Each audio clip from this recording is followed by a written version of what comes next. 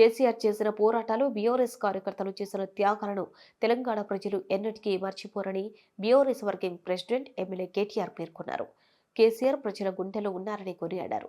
ఆయన నాటిన మహావృక్షమే బీఆర్ఎస్ అని ఎవరూ భయపడొద్దని, రాబోయే రోజుల్లో మన పార్టీకి మనకు ఉజ్వల భవిష్యత్తు ఉందని భరోసా ఇచ్చారు.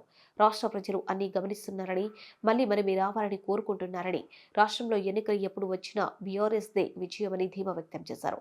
సిరిసిల్ల తెలంగాణ భవనంలో తోట అగయ్య అధ్యక్షతన నిర్వహించిన దీక్ష దివాస్ సన్నాహక సమావేశానికి ఆయన హాజరై దిశానిర్దేశం చేశారు. దీక్ష దివాస్ కు జిల్లా నలుమూలల నుంచి కార్యకర్తలు, నాయకులు పెద్ద సంఖ్యలో వచ్చి విజయవంతం చేయాలని పిలుపునిచ్చారు. రాజకీయ జీవితంలో కష్టాలు రావడం సహజమని, అవి దాటుకుంటూ ముందుకు వెళ్లాలని శ్రేణులకు నిర్దేశం చేశారు. వాళ్ళకి చెప్తున్నాను, మీరు ఎన్నికల్లో మా మీద గెలవలేరు.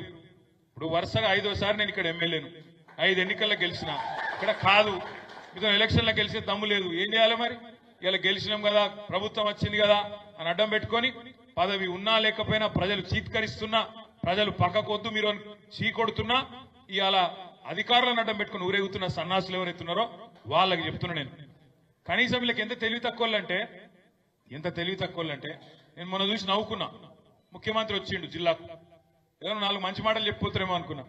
ఈ ముఖ్యమంత్రితో బాధ ఏంటంటే, ఆయన బాలల దినోత్సవం కోతే కేసీఆర్ని తిట్టుడు, బాలల దినోత్సవం కోతే చార్మినార్ కాడ రాజీవ్ గాంధీ సద్భావన యాత్ర కోతే అక్కడ కేసీఆర్ని తిడతాడు. ఆఖరికి ఆయన బర్త్డే చేసుకుని యాదగిరిగుట్టకు పోయిన ఆ రోజు కూడా కేసీఆర్ని తిడుతుంది. ఇక సిరిసిల్లకు వచ్చినాక ఎట్లాగూ తిడతాడు, నీకు తెలుసు నాకు తెలుసు.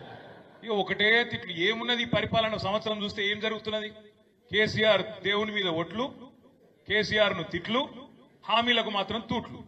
ఏమున్నది అంతకంటే పీకింది? నువ్వు మీరు ఆలోచన చేయండి. దేవుళ్ళ మీద ఒట్లు, కేసీఆర్ కు తిట్లు, హామీలకు తూట్లు. 6 గ్యారంటీలు అన్నారు. 6 గ్యారంటీ మాత్రమే అమలైంది. ఇంకొక్కటని అమలైందా? రుణమాఫీ అన్నం అయిందా? కాలేదు. ఊళ్ళల్లో కొంత ఈ బలగొట్టట్టున్నారు కాంగ్రెస్ వాళ్ళను.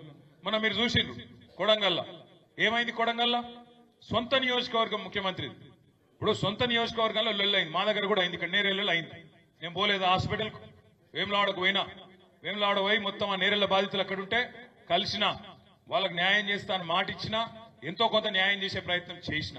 సరే, మీరు దాన్ని రాజకీయం చేయవేనరు, ఎందెందో చేస్తామనుకున్నారు.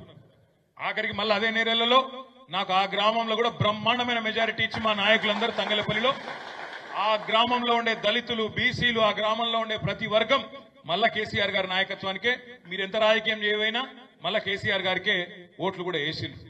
అందుకే నేను ఏమంటున్నా అంటే, ప్రజాస్వామ్యంలో ఎక్కడన్నా పొరపాట్లు జరిగితే, తప్పులు జరిగితే, తెలియకనో తెలిసో జరిగితే పాలకులకు ఉండాల్సిన ఇంగితం ఏంటంటే పోవాలి, కూసోవాలి, అవసరమైతే 4 దొబ్బులు